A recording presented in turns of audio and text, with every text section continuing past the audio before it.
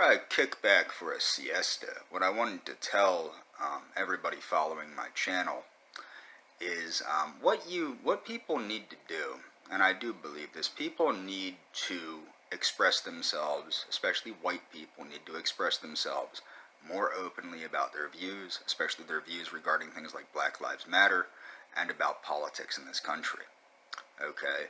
More white people need to let their voices heard directly to politicians, alert politicians on Twitter, all this stuff. That's what needs to be done. And what needs to be done is you need to say that you're not putting up with this stuff anymore, because this is a quiet,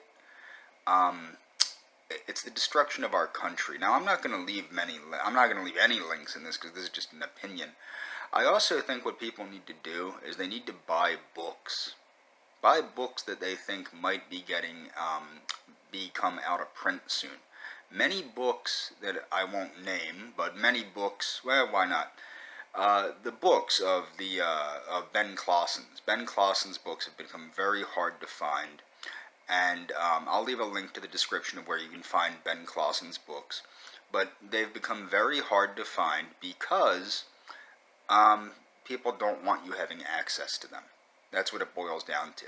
And there will be other books that happens to. So if you think certain books, like, for example, the book of a certain chancellor of Germany that became something called the Führer, you might want to buy that book. You might want to buy a couple of those books so that you have hard copies of those books. Because eventually you won't be able to get these things either online or in bookstores or through the internet, I don't believe. So you want to protect this information so that we have something to build on. The other thing that you need to understand is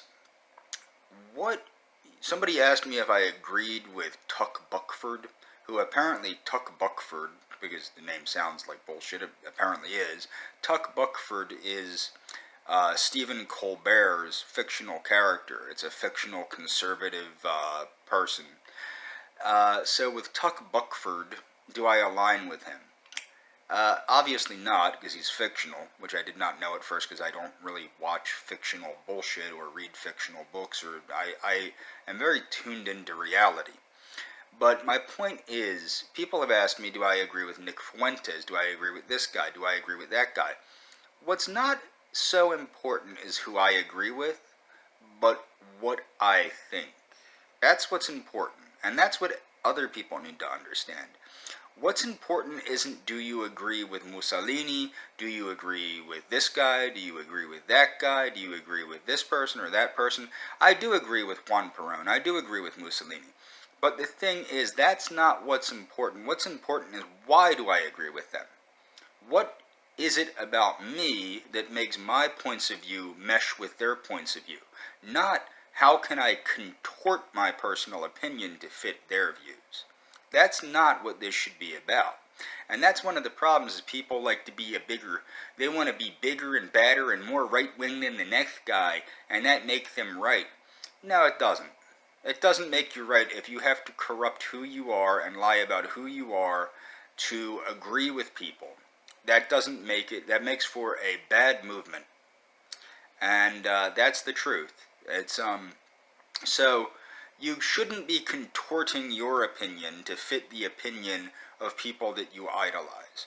Instead, you should be looking at what you agree with and where you agree with them, and what about you makes you agree with that, and then foster that.